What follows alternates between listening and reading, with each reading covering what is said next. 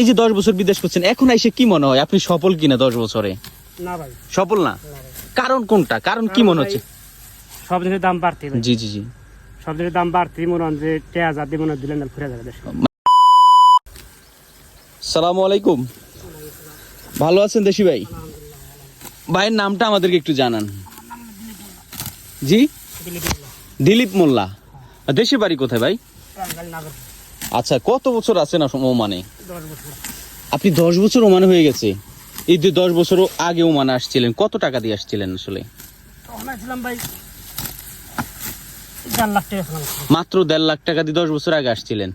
এখন আসতে কত টাকা লাগে আসলে, বাস্তব কথা যেটা? এনে ভাই টেয়া লাগবে 3.5 লাখ টাকা। 3.5 লাখ টাকা? কেন এত টাকা, কেন 10 বছরে?